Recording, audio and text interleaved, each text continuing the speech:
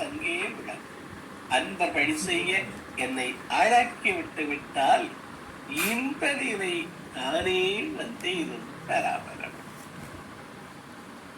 நமது ரெட்ஃபுட் தளத்தை நிறுவி மிகச்சிறப்பாக கொண்டு செலுத்துகிற நண்பர்களுக்கு இதனுடைய முழு பொறுப்பையும் ஏற்றுக்கொண்டு ஒவ்வொரு நாளும் வெகு அழகாக ஒருங்கிணைத்து செல்கிற இனிய நண்பர் திருமிகு சேவா அவர்களுக்கும் இன்று இங்கு இணைந்துள்ள அறிவார்ந்த நண்பர்கள் ஒவ்வொருவருக்கும் மிகச்சிறப்பான ஒரு ஆர்வத்தோடு கேட்டு பங்களிக்கிற நண்பர்கள் உங்கள் ஒவ்வொருவரையும் வணங்கி நான் இன்று தொடங்குகிறேன். இந்த அன்பர் பணி செய்ய என்னை ஆளாக்கி விட்டு விட்டால் இன்ப நிலை தானே வந்து இதும் பராபரமேங்கிறது தாயுமானவருடைய வாழ்த்து, அவருடைய இது. அந்த சொற்றொடரை நான் உரைகளை தொடங்குறதுக்கு முன்னாடி எப்பொழுதும் சொல்லுகிற வழக்கம். அந்த சொற்றொடர் இந்த நான் இப்பொழுது இன்று எடுத்துக்கொண்டிருக்கிற இந்த நூலுக்கு 100% பொறுத்து. அது இந்த நிலை தானே வந்து இதுவும் பராபரமே எப்ப வருதான் அந்த அன்பர் பணி அப்படின்னு அவருடைய அந்த வாக்கு. இது ஒரு ஜப்பானிய தொழில் அதிபர், நான் பேர் சொன்னாவே உங்களுக்கு எல்லாம் தெரியும். பெனாசோனிக் அன்றைக்கு அந்த நேஷனல் பெனாசோனிக் அந்த எலக்ட்ரானிக் பொருட்கள் இருக்கே, அதுதான் வேர்ல்டு லீடர். அவர் இருக்க வரைக்கும் அதுதான் லீடர். அந்த நிறுவனத்தை உருவாக்கி ஒண்ணுமில்லாம ஸ்கிராச்சஸ் சொல்றாங்கல்ல, அதிலிருந்து உருவாக்கி மிகப்பெரிய சாம்ராஜ்யத்தை அவர் கட்டமைக்கிறார். அவரு ஒரு தலைமைத்துவத்தை சொல்றார். அதாவது ஒரு பைபிளிக் வேர்டை எடுத்துக்கிறாரு அவர். அந்த வேர்டு என்னன்னா நாட் ஃபார் பிரெட் அலோன் அப்படிங்கிறதான் அந்த வார்த்தை. அதற்கு அதோட நிறைய சேர்த்து வருது. இந்த வாழ்க்கை சோற்றுக்காகவா? சோத்துக்காக தான் ஓடுறோம். அதை தேடி நான் செய்க பொருளை நிச்சயத்திருக்கிறேன். அது இல்லாட்டி ஒண்ணும் இல்லை. பொருளில் அக்கு விலக்கு இல்லை. ஆனாலும் அதோடு வாழ்க்கை முடிந்து விடுகிறாதா? அந்த அலோன்கிற ஒரு வார்த்தை, நாட் ஃபார் பிரெட் அலோன். அதை தவிரவே என்ன இருக்கு? அவரு அத ஒரு தலைமைத்துவ பண்பாக கொண்டு அவ்வளவு பெரிய சாம்ராஜ்யத்தை அவர் அமைக்கிறார்.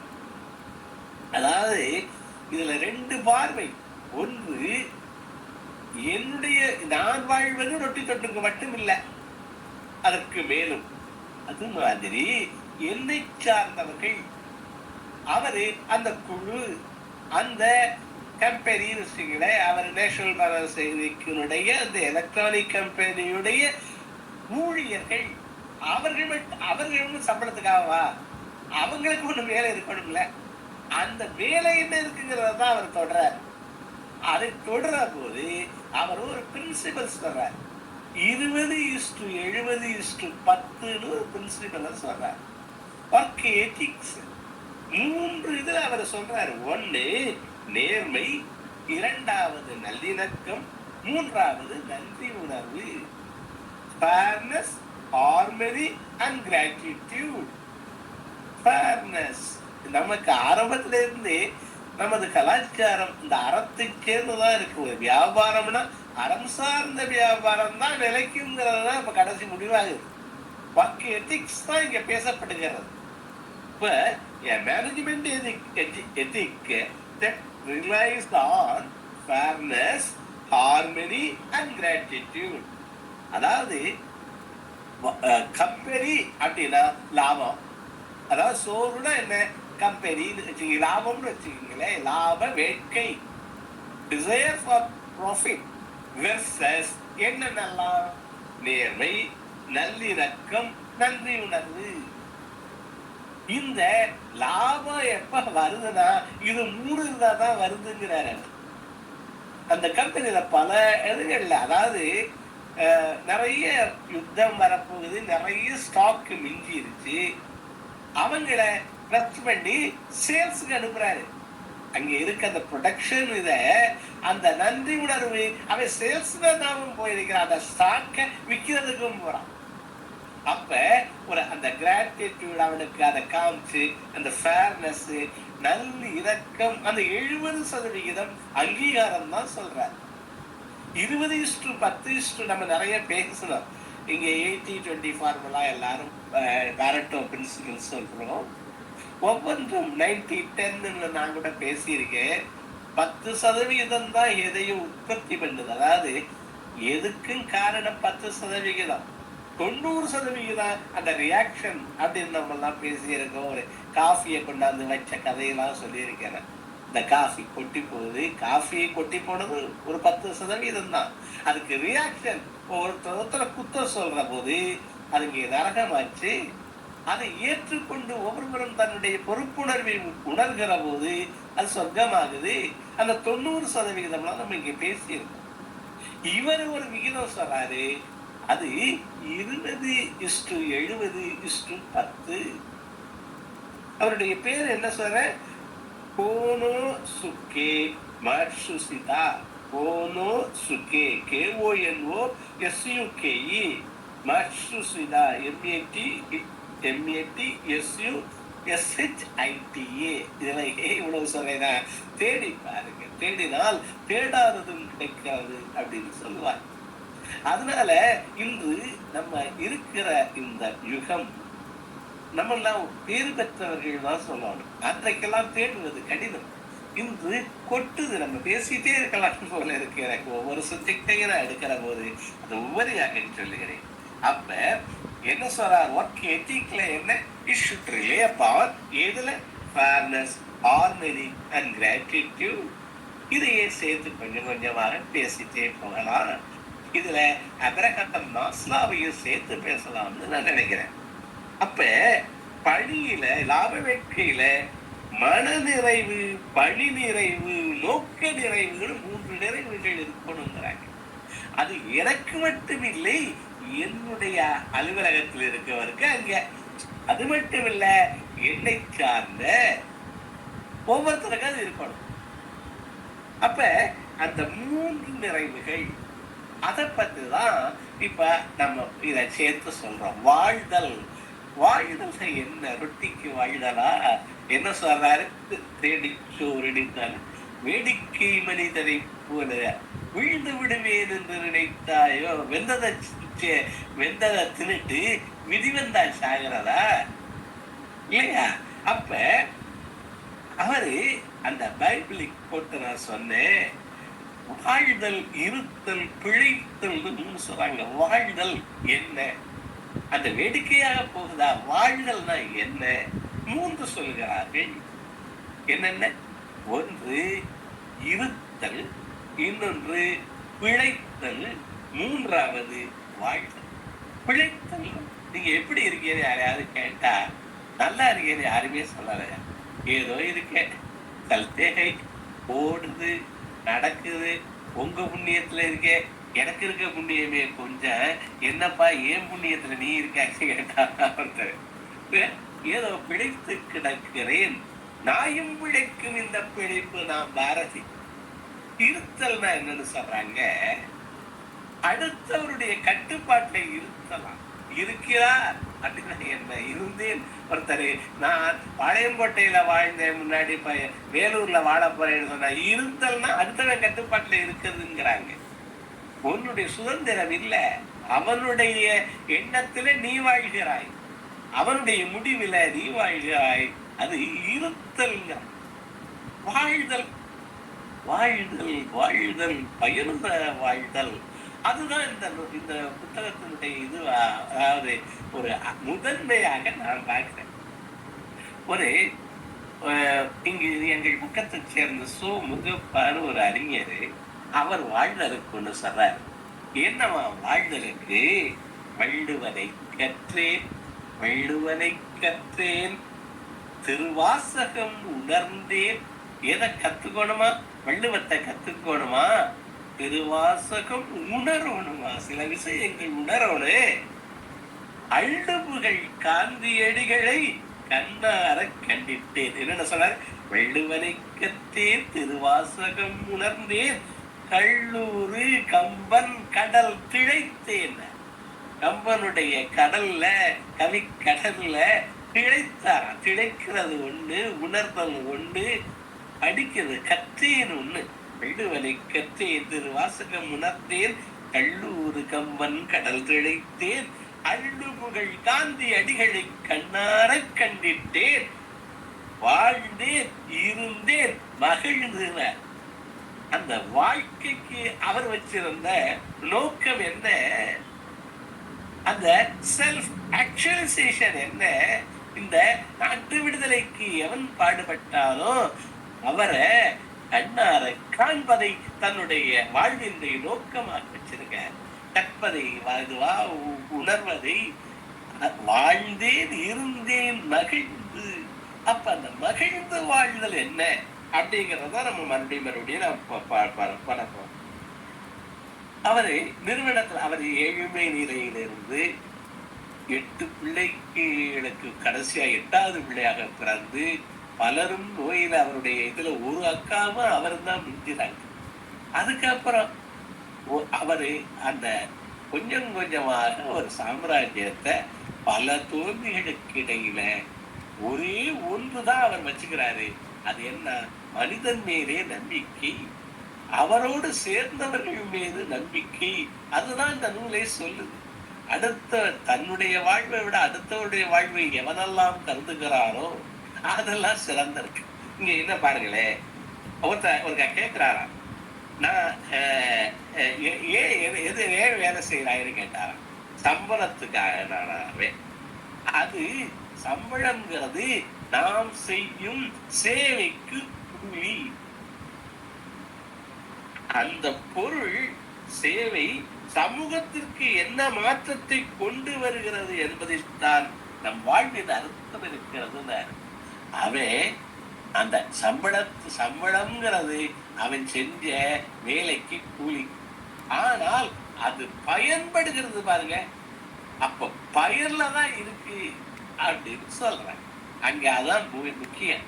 நீங்க எல்லாரும் கேள்விப்பட்ட கதை, ஒருவன் அந்த கல்வேலை செய்யற 3 தச்சர்கள். ஒரு கல்வேலை நடக்குது, அவர்கிட்ட போய் என்னன்னு கேட்டாங்க. அவன் சொன்னா, முதற்கு தச்சரு தச்சரு, நான் காலையில இருந்து ராத்திரி வரைக்கும் இந்த வேலையை செஞ்சுக்கிட்டே இருக்கேன். அப்பா என்ன வெயில், உங்க ஊர்ல எல்லாம் வெயில் அவ்வளவு இருக்கும். இந்த உரையில உங்களுடைய பங்களிப்பு பெரிதும் பின்னாடி சீக்கிரமாகவே முடிச்சுட்டு கேட்கிறேன். அதாவது அவன் முதலாளி என்ன சொல்றான், என்ன வெயில், ஏதோ கூலிக்கு அதுக்கு அடிக்க வேண்டியது இருக்கு, வயிறு விளக்கணும் இல்ல, அதுக்காக தான் இதை செஞ்சேன் அப்படின்னு முதலாளி சொல்றான். 2வது ஆள்கிட்ட கேட்கிற போது, ஏதோ இந்த இது கிடைக்குது, நான் வேலை செய்யறேன், அதுல வருகிற இந்த பொருள் என்னுடைய வகுத்துக்கு மட்டும் இல்ல, என் பிள்ளைகளுக்கும் கிடைக்குது, அதுகளும் படிக்குதுங்க, ஏதோ நடக்குது சார். 3வது கேட்கிற போது, இந்த கல்லு கோயிலினுடைய ஒரு வாசல் படியாக போகிறார். இதிலே எவ்வளவு பெரிய புனிதவர்கள் எல்லாம் இதன் மேலே ஏறி நடக்கப் போகிறார்கள். நான் செய்கிறது அவர்கள் கால அது அப்படியே தாங்க வேண்டாமா? அந்த இதற்காக நான் என்னுடைய முழு இதையும், அதாவது அந்த பையனை நினைச்ச வேலை பார்க்கலாம், அந்த பையனை மனசுல நினைச்சு வேலை பார்க்கலாம். அப்ப அது ரொம்ப சிறப்பா இருக்கு. நான் ரொம்ப காலத்துக்கு முன்னாடி வீடு கட்டிக்கிட்டு இருக்கும் போது எங்க வீட்டை ஒரு வயதானவர் பூசி இருந்தார். அந்த சுவத்தை பூசுற போது சொன்னார் அவரு, எனக்கு அது இன்னும் மனசுல இருக்கு, இந்த இடம் எவ்வளவோ படித்தவர்கள் எல்லாம் வரப்போற இடம் ஐயா அப்படின்னு சொன்னார். அவரு செல்வர்கள், அவர் சாதாரண ஒரு தொழிலாளர். செல்வர்கள் வருவார்கள், அவர்கள் வருவார்கள், இவர்கள் வருவார்கள் சொல்லல, எவ்வளவு படித்தவர்கள் தான் வரப்போறாங்க அப்படின்னு சொன்னார். எனக்கு ரொம்ப அவருடைய தொழிலுக்கு பார்வை என்ன ரொம்ப நெகிழ்ச்சி. அதேதான் ஒவ்வொரு வேலைய அவர் என்ன சொல்றாரு, அந்த பொருள் சேவை சமூகத்திற்கு எந்த மாற்றத்தினை கொண்டு வருகிறது என்பதில் தான் நம் வாழ்வின் அர்த்தம் இருக்கிறது. இப்ப நம்ம வாழ்க்கையில அந்த மாதிரி எந்த கொண்டாடுறோம் அப்படின்னு கொஞ்சம் யோசிச்சு பார்க்கணும்னு நினைக்கிறேன். அந்த அவர் சொன்ன 20, 70, 10 என்ன அதாவது அது என்ன சொல்றாரு, 20% வழிகாட்டல் போகும், 70% அந்த அங்கீகாரம். மனிதர்கள் அங்கீகாரத்துக்கும் பாராட்டுக்கும் இயங்குகிறார்கள், புறக்கணிப்புக்கு அஞ்சுகிறார்கள். அந்த 70% அங்கீகாரம் கொடுங்கள் உங்களுடைய ஒர்க்ல, எத்திக்ஸ்ல.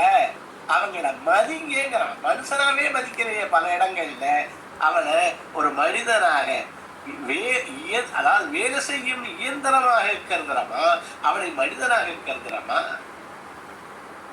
அந்த 10% தான் டிசிஷன் சொல்றாரு. 70, 10ல 20 வழிகாட்டல், 70 அந்த அங்கீகாரம். அவர்களுக்கு எப்படியெல்லாம் அவங்களை பயன்படுத்துறோம். இந்த 10% நமது உயர்மட்ட முடிவுகள், அதுலதான் அந்த நிர்வாகம் சிறக்குதுங்கிறார். அதாவது நாம் எப்படி அங்கீகாரத்துக்கு ஏங்குறோமோ, நாம் எப்படி அந்த ஒரு செல்ஃப் ஒரு ஆக்சுவலைசேஷன் வச்சுக்கிறோமோ, அது மாதிரி தான் அடுத்தவனை வச்சிருக்கான், உலகம் முழுவதும் வச்சிருக்கான். நான் எப்படி, அதாவது இது கேக்குது, திருக்குறள் கேக்குது, அறிவுக்கு கேக்குது. அறிவுனா என்னன்னு சொல்ற, பிரிதின் நோய் தன்னோய் போல போற்ற கடைனாரு. அறிவினால் ஆகுவது உண்டோ, அறிவினால் ஆகுவது உண்டோ? உங்க ஒவ்வொருத்தருக்கும் தெரிந்த குரல். பிரிதின் நோய் தன்னோய் போல போற்ற கடைனார். அப்ப நான் அங்கீகாரத்துக்கு ஏங்குறான்ல, அப்ப என்னோட இருக்கவனே அங்கீகாரத்துக்காக ஏங்குவேன்.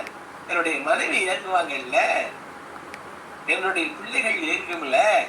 அதாவது இங்கே அவர் என்ன எத்திக்ஸ் சொல்லிட்டு வர்றாரு, ஒரு ஒர்க் எத்திக்ஸ், ஒரு பிசினஸ் எத்திக்ஸ் சொல்றாரு, தலைமைத்துவத்தை சொல்றாரு. ஆனால் நம்ம ஒவ்வொருத்தரும் ஒவ்வொரு சிச்சுவேஷன்ல தலைமையில் இருக்கோம். குடும்பம்னு தலைமை இருக்கு, பெரும்பகுதி தலைமை யாருக்கு இருக்குன்னு உங்களுக்கு தெரியும். அப்ப அந்த தலைமை, அப்ப கூட இருக்கவங்க அவங்க எல்லாமே ஏங்குறாங்க. அதையெல்லாம் கொடுக்கிற போது நமது வாழ்வினுடைய பர்பஸ் தருவாங்க அப்படிங்கிறதான் இந்த இது சொல்ல வருது. அப்ப நான் இப்போ அந்த அப்ரஹாம் மாஸ்லோ அவங்களுக்கு தெரியும், அவரு தேவை கோட்பாடு சொன்னாரு. அடிப்படை தேவை உணவு, ரொட்டி துண்டு, சோறு அடிப்படை தேவை. அந்த அடிப்படை தேவையோட பூர்த்தி ஆகிட்ட மனிதன் இருந்துடல. அவன் மேலே மேலே தேவைகளுக்கு இன்று வந்து நாளைக்கும் கிடைக்க வரும் அந்த செக்யூரிட்டி வீடுக்கு ஏங்குறான். அதற்கு மேலே என்ன, எனக்கு தலைமை பெண் வேண்டுறான், எஸ்டீம் நீடுங்கிறாங்க, கம்பானியன்ஷிப்புக்கு ஏங்குறான். இப்ப நம்ம இத்தனை பேரும் இங்கே கூடுவது எதற்கு? ஒரு சமூக குழுவாக, ஒத்த கருத்துள்ளவர்களாக இங்கு கூடுவது எதற்கு? நம்மளை ஏதோ நல்லது இறைத்தானும் நல்லவை கேட்க வள்ளுவோம். அதை கேட்டு கொஞ்சம் மேம்படுத்தி, நானும் மேம்படுத்துறேன். நான் படிக்க படிக்க கொஞ்சம் கொஞ்சமாக கை கழுவுங்கன்னு ஒரு சப்ஜெக்ட் பேசுனேன். அதுல அந்த கை கழுவுதல்ங்கிறத வச்சு மனம் கழுவுதல் வரைக்கும், அந்த கை கழுவுதல் சாதாரணம் இல்லை. இது அது ஒவ்வொன்றாக, அதுல இருந்து டாய்லெட் கிளீனிங், அதுக்கு ஒரு கடவுள் ஜப்பானிய பாரம்பரியத்துல ஒரு கடவுளையே அதுக்கு வச்சிருக்கான், சுத்தமான். அப்ப அது அது அது மாதிரி அது நம்மள இது மேம்படுத்துது. ஒவ்வொரு மேம்படணும். ஒவ்வொரு நாளும் இந்த ரொட்டி துண்டோடு வாழ்க்கை முடிஞ்சு வெந்ததத்தின் விதி வந்தால் சாவதப்பட்டு விடாம ஏதாவது எச்சம் தக்கார் தகவலர் என்பது, தக்கார் தகவலர் என்பது அவரவர் எச்சத்தால் காணப்பட முடிச்சிருக்கிறேன். எதை விட்டு செல்ற அதுக்காக ரொம்ப பெரிய இதெல்லாம் இல்லை. நம்மளை சேர்ந்தவங்க மனசுல இவர் நல்லவரு, இவர் நல்லா இருந்தாரு, நேர்மையா இருந்தாரு, அப்படி இருந்தா போனேங்கிற ஒரு இது இல்லாம இந்த நினைவாச்சும் விட்டு செல்லலாம்ல. எப்ப சாகுறேன் அவர்கிட்ட கேட்டாங்க. இந்த ஒரு 7-8 நிமிடத்துல முடிக்கிறேன். ஏன்னா நான் உங்களிடமிருந்தும் இதுல அதிகம் கேட்கணும்னு விரும்புறேன். அதாவது எப்ப சாகுறானா, யாராவது இந்த உலகத்துல நம்மள எப்பவாவது ஒரு நொடி கூட நினைக்காம, ஏதோ ஒரு நொடியாவது ஒரு கணமாவது எண்ணாத ஆள் இல்லாத வரைக்கும், இருக்கிற வரைக்கும் நம்ம இருக்கிறோமா, வாழ்றோமா? இல்லாத போதுதான் நம்ம சாகிறோம். அப்ப நம்மளை சேர்ந்தவர்கள் மனசுல யாரு? ஒரு ஒரு ஒரு இது அவர் இருந்தாரு, அவர் நல்லதுல செஞ்சாரு, நல்லவர் உதவினாரு, அவர் வாழ்ந்தான் செத்தான்னு சாப்ப இது இருக்கணுங்கிறதான் நாட் ஃபார் பிரெண்டலவுன்னு நான் அதுல கருதுறேன். அப்ப வாழ்வை ஒரு கொண்டாட்டமாக அமையோடுறாரு. இது எப்ப தொடங்குறது? ஒரு இந்த வயதான போது காமும் சார்ந்த கடைக்கொட்காரைன்னு தொல்காப்பியம் ஒரு நூற்பா சொல்லு. காமும் சார்ந்த கடைக்கொட்காரை ஏமும் சார்ந்த மக்களொடுது வன்றி அறம்புரி சுற்றத்தோடு சிறந்தது பயிர்த்தல் இறந்ததின் பயனேன்னு இறந்ததின் பயனேனா வாழ்ந்த நாட்களுடைய பயன் என்ன? இவ்வளவு நாட்கள் இறந்துச்சே, வாழ்ந்ததே, அதுக்கு பயன் என்ன? அப்ப என்ன சொல்றாரு, நீ எது சிறந்ததுன்னு தெரிஞ்சிச்சோ அதை வைத்து எல்லாரையும் உங்க மக்களோடு பிள்ளைகளோடு சேர்ந்து அதை தொடர்ந்து செய்தல். இதுக்கு நிறைய விளக்கம் கொடுக்குறாங்க. இந்த விளக்கம் மிக பொருத்தமான சிறந்தது பயிற்றல் அப்படின்னா, இந்த உலகம் எதை சிறந்ததுன்னு சொல்லுது? எதை சிறந்ததுன்னு உலகம் சொல்ல, இந்த அன்னதானம் கொடுத்தது, கல்வி கற்றுக் கொடுத்ததை சொல்லும், எதையெல்லாம் சொல்லும்னு நீங்க நினைச்சு பாருங்களேன். அடுத்த வாழ்வில் விளக்கேற்றி வைத்ததை, பணி செஞ்சதை, கல்விக்கு கொடுத்ததை, கற்றதை எல்லாவற்றையும் சொல்லும். அப்ப அந்த சிறந்தது பயிர்கள் இருந்தது. அதைத்தான் என்ன சொல்றாரு, இதை ஆரம்பிச்ச மாஸ்லாவை அடிப்படை தேவை சொன்னாரு. அதுக்கப்புறம் தோழமை உணர்வு, கம்பேனியன்ஷிப்புக்கு தான் வாழ்க்கை, அவன் தனியே வாழ முடியாதுன்னு இவள் ஆயுள இருந்து வெளிப்படைத்தான்னு விதியில் சொல்கிறான். அப்ப அந்த கூடி வாழ்தல், அப்புறம் தலைமை பகுதி, எல்லாரும் நிக்கிறேன்னு வந்துகிட்டு இருக்காங்கல்ல, எத்தனை கோடி கொடுத்து நின்றுகிட்டு இருக்காங்கல்ல, ஒரு தலைமை பதிவு எடுக்கலாம். அதுக்கு மேலேயும் அந்த ஆக்சுவலைசேஷன் சொல்றாங்க. நம்ம வாழ்வினுடைய நோக்கம் என்ன? எதையாவது நம்ம கொஞ்சம் யோசிச்சு பார்த்து நம்ம லெவல்ல, அதுக்காக பெரிய பெரிய நோக்கம் இதுங்கள, நம்ம நிலையில என்னென்ன நோக்கங்களை வைத்துக் கொள்ளலாம்ங்கிறது எண்ணி பார்க்கிறதுக்கும் இந்த நூலினுடைய அடிப்படையிலே அந்த சொற்றுடைய அடிப்படையிலே நாம் செஞ்சுக்கலாம். கொஞ்சம் நேரம் யோசிக்கலாம். இதுல புரிந்து கொள்ளுதல், வாழ்வு இதை தாண்டியும் ரொட்டி சோரை தாண்டியும் இருக்கிறது. அது என்ன? அது சம்பளத்துக்கு மாத்திரம் இல்லை, இதுக்கு தன்னுடைய மேம்பாடு, தன்னை சேர்ந்தவர் தற்காத்து தற்கொண்டார் பேணி தகைசார்ந்த சொற்காத்து. நாங்க நமக்கு சொல்லு, நல்ல சொல்லு இருக்கு. இவரு இன்னார் மகள், இன்னார் மகன், இன்னார் இது, இந்த வேலையில இந்த பேரு கொண்டவர், அதற்கு ஒரு பேரு, அது அந்த ஒவ்வொரு பேருக்கும் ஒரு தகைசார்ந்த சொல்லு இருக்கா. அதுல இதை காக்குறதுல சோறு வந்துடக்கூடாதுங்கிறாங்க. அப்ப அந்த இதோட இது நான் எப்பொழுது தொடங்குறதுன்னு கேட்டேன். அந்த கடைசி காலத்துல தொடங்குறதா, 70 வருஷத்துல 60 வருஷத்துல உணர்வுகள்லாம் இருக்கதா? எப்ப தொடங்குறது? எப்ப உணவு தேட ஆரம்பிச்சோமோ, நாட் ஃபார் பிரெட் அலோன்ங்கிறது மனசுல இருந்தா, அப்ப எப்பொழுது உணர்வு தேட ஆரம்பிக்கிறோமோ, உணவை தாண்டி உயிருக்கு சம்பளம்ங்கிறது உணவுக்கு, மற்றது உயிருக்குங்கிறாங்க, உணர்வுக்குங்கிறாங்க. அதை தாண்டியும் உயிருக்கும் உணர்வுக்கும் என்ன செய்யலாம் அப்படிங்கிறது தான் இப்ப என்னுடைய நண்பர்களை எண்ணி பார்க்க சொல்றது. அப்போ இது லாபம் வெர்சஸ் என்ன நேர்மை, ஹார்மனி, அந்த இது பூரா ஊழி வெர்சஸ் அதற்கு மேலும் மேலும் மேலும் என்ன அப்படிங்கிறதால நம்ம ஃப்ரம் செல்ஃப் டு சொசைட்டி. உண்ணும் உணவு உடலுக்கு என்ன சொல்றேன், உண்ணும் உணவு உடலுக்கு, செய்யும் உதவி உயிருக்கு உணர்வுக்கு. நிறைய பேர் பிடிச்சிருந்தா இதெல்லாம் போடுறிய, இது நல்லா இருந்தா ஒரு இது போட்டு விடுங்க, ஒரு எமோஜி போட்டு விடுங்க. உண்ணும் உணர்வு, உண்ணும் உணவு எதுக்கு? உடலுக்கு. செய்யும் உதவி, செய்யும் சேவை, அது உயிருக்கு உணர்வுக்குங்கிறாங்க, நிறைவுக்கு அப்படிங்கிறாங்க. அப்ப சுயத்திலிருந்து சமூகத்திற்குங்கிறாங்க.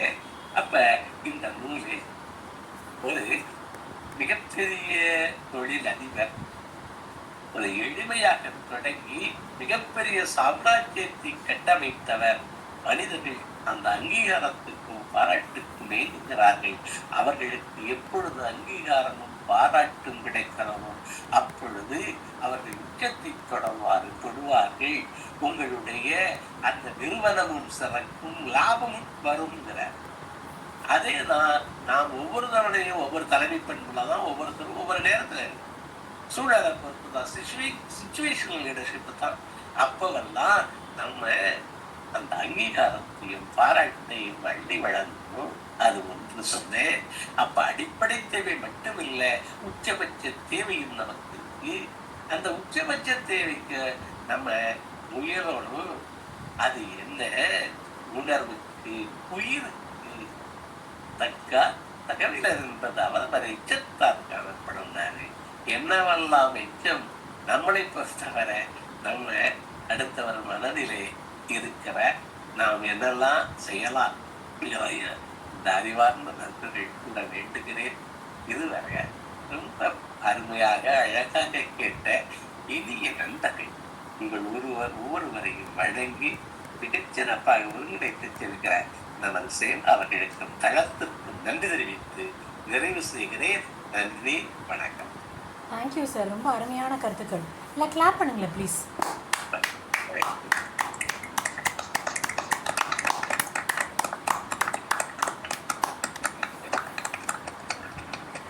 தேங்க்யூ ரொம்ப நல்லா இருந்துச்சு சார். நிறைய கருத்து.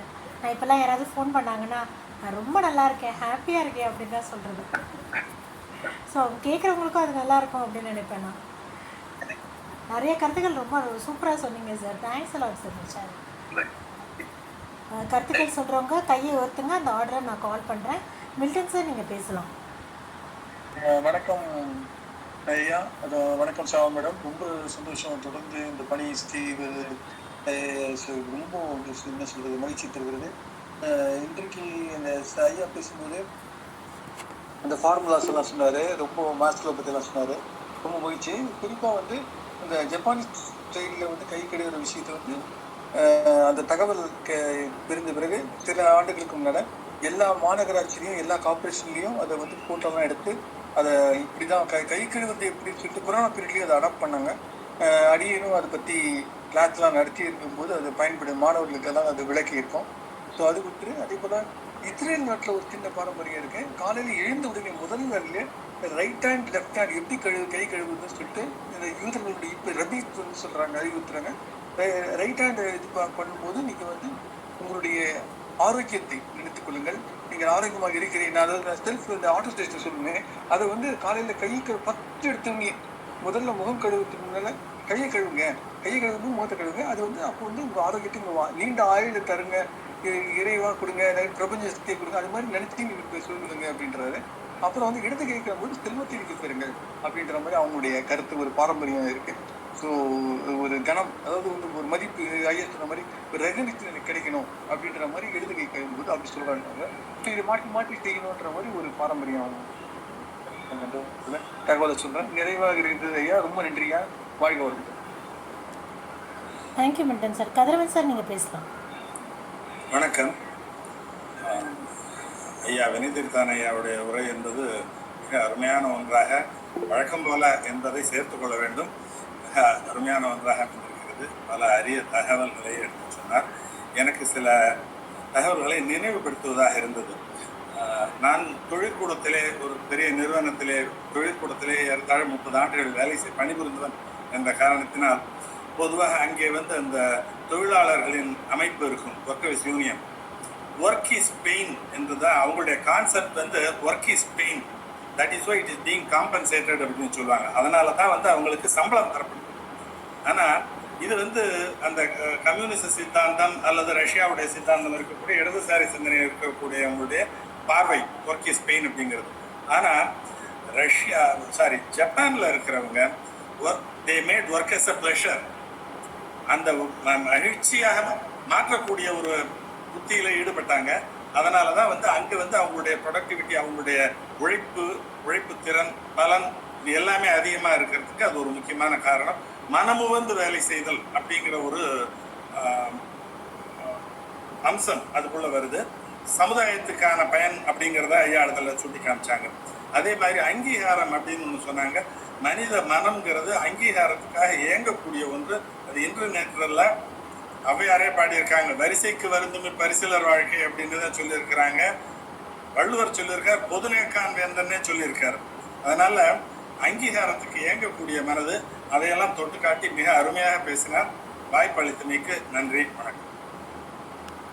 தேங்க்யூ கதிரவன் சார். வீரசேகரன் சார், நீங்கள் பேசலாம். அன்புகளுமிய சோதரர்கள் சோதரிகள், உங்கள் அனைவருக்கும் இனிய மாலை வணக்கமும் நல்வாழ்த்துக்களும். ஐயா அவர்களுக்கு தலைவணங்கி வணங்குகிறேன். இறை அருள் இருந்ததால் தான் எனக்கு இந்த வாய்ப்பு கிட்டியது என்று இறைவருக்கும் அருளுக்கும் வணங்குகிறேன்.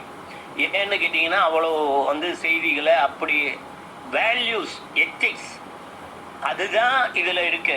ஒரு சின்ன உதாரணத்தை மட்டும் சொல்லிடுறேன். நம்ம தொழில் தகராறு சட்டம்னு 1947 இண்டஸ்ட்ரியல் டிஸ்பியூட் ஆக்ட்னு சொன்னோம். ஆனா அதை 2020 எப்படி மாத்தணும்னா industrial relations act, IR act. ஒரு வார்த்தையிலேயே அந்த ஏன் தொழில் தகராறுன்னு இருக்கணும்னு, கூலி வேலையாளு அப்படின்னு சொல்றதுக்கு பதிலாக ஹியூமன் ரிசோர்சஸ், மனித வளம், ரிசோர்சஸ் மேனேஜ்மெண்ட், ஹியூமன் ரிசோர்சஸ் மேனேஜ்மெண்ட்னு ஆயிட்டோம். ஐயா அவர்கள் ஒரு வார்த்தையை சொன்னாங்க, எனக்கு உண்மையாலுமே அது ரொம்ப சுகே. இந்த 5Sன்னு சொல்ற ஜப்பான் இதுல செய்ரி, செய்டன், செய்சோ, செய்கெச்சு, சீசுகேன்னு அது இதுல பொருந்துதான்னு எனக்கு தெரியல, உண்மையா எனக்கு தெரியல. ஆனா அந்த சுகேன்னு தான் அது சஸ்டைனபிலிட்டி. சிஸ்டத்தை நீங்க வச்சுக்கிறது மெயின் இல்லை, அது உண்மையா வரணும். நான் குவாலிட்டி சிஸ்டம் வச்சிருக்கேன்னு சொல்றதுல இதுல I am keeping this all together all the ways along with அப்படின்னு சொல்ற மாதிரி சஸ்டைனபிலிட்டியும் இருக்கணும் அப்படிங்கிற மாதிரி மிகச்சிறந்த கருத்துக்களை சொல்லியிருக்க ஐயா அவர்களுக்கு மீண்டும் ஒரு முறை வணங்கி நன்றி கூறி, வாய்ப்புக்கு நன்றி கூறி விடைபெறுகிறேன். நன்றி, வணக்கம். Thank you sir. ரமேஷ் சார், நீங்கள் பேசலாம். Thank you Siva madam. Thank you Vinothithan sir. எப்பவுமே ஒரு மெஸ்பரைஸ் பண்ணுற ஒரு குரல் உங்களோட குரல். அதில் வந்து அருமையான ஒரு கருத்துக்கள், ஒரு தெளிவாக அப்படியே நிறுத்தி நிதானமாக அந்த மாதிரிலாம் பேசணும்னு நினைப்பேன் நான். எனக்கு அந்த மாதிரிலாம் பேச தெரியாது. ரொம்ப அருமையான ஒரு பேச்சு. மெயினாக வந்து நம்ம என்ன தான் நமக்கு பேசிக் நீட்ஸ் எல்லாம் ஃபுல்ஃபில் ஆனாலும் அந்த எஸ்கீம் நீட்ஸ் அப்படின்ற ஒரு விஷயம் வந்து எல்லாருமே இயங்கக்கூடிய ஒரு விஷயம். தலைமையை ஏற்கணும், நம்மளை ஒருத்தர் மரியாதை கொடுக்கணும் அப்படிலாம், அந்த மாதிரி பல கருத்துக்கள் ரொம்ப சூப்பராக இருந்தது. ரெகக்னைசேஷன் மக்கள் எதிர்பார்க்கறது அதான் வந்து கண்டிப்பாக இதெல்லாம் நினச்சி பார்க்கும்போது எவ்வளோ ப்ராக்டிக்கலாக இருக்குது அப்படின்னு யோசிச்சு தோணுது. ரொம்ப அருமையான ஒரு உரைங்க, ரொம்ப பயனுள்ள, வாழ்க்கைக்கு பயனுள்ள ஒரு உரை அப்படின்னு தான் சொல்லணும்.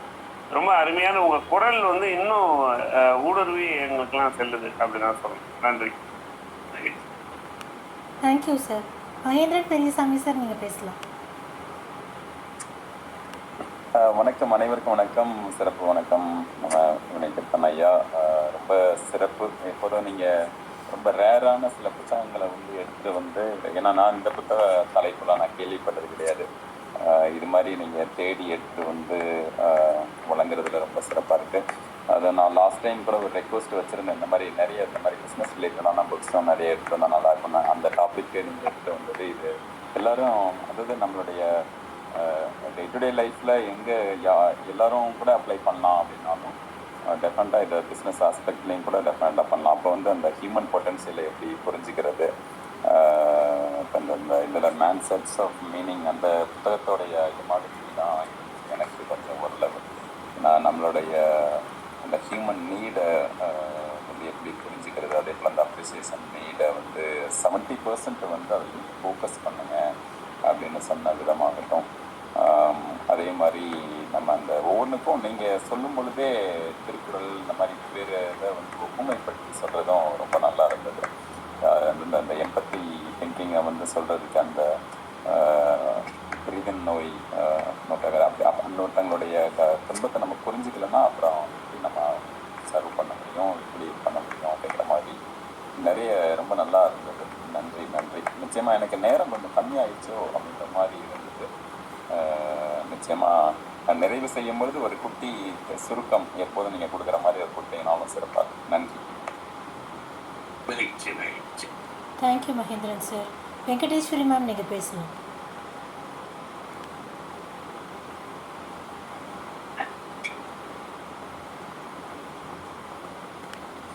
வணக்கம் வணக்கம் சார். ரொம்ப மகிழ்ச்சி. ரொம்ப சிறந்த ஒரு புத்தகம். அது ஹார்மனியோட எப்படி வாழ்க்கை இருக்கணும் அப்படின்றது அதில் எனக்கு ரொம்ப உணர்வுக்கும் உயிருக்கும் திருப்தி தரக்கூடிய ஒரு வேலை பணி வந்து அப்படி இருக்கணும். நம்ம வந்து எந்த வேலை செஞ்சாலும் நம்ம உணர்வுக்கும் உயிருக்கும் மகிழ்ச்சி தரக்கூடிய பணியாக இருக்கணும் அப்படிங்கிறது நான் இதுலேருந்து யோசிக்கிறேன். ஏன்னா அந்த மாதிரி சம்பளத்துக்காக தான் நிறைய பேர் வேலை செய்கிறோம். பட்டு நான் வந்து அபுதாபியில் இருக்கும்போது பள்ளியில் ஆசிரியர் படிப்பு செஞ்சபோது எல்லோரும் என்னை கேட்பாங்க, ஏன் பிரேக்லலாம் போய் நீங்கள் கொடுக்குறீங்க? சின்ன சின்ன ரிடில்ஸ் கொடுப்பேன் குழந்தைங்களுக்கு. அப்போது கணக்கில் உள்ள கொடுப்பேன், அப்புறம் வேறு விடுகதைகள் கொடுப்பேன். அந்த மாதிரிலாம் கொடுத்துட்டு அதுக்கான பதில்களை வந்து அந்த அடுத்த வகுப்புக்கு போகிறதுக்கு முன்னாடி 2 நிமிஷத்தில் போய் அவங்களுக்கு அதை கொடுத்துட்டு போவேன். அப்போ அந்த ஆசிரியர்கள்லாம் இது எதுக்கு வேண்டாத வேலை உங்களுக்கு அப்படின்லாம் என்னை சொல்லுவாங்க. இப்போ எனக்கு வந்து அந்த குழந்தைங்க இன்றைக்கும் இப்போ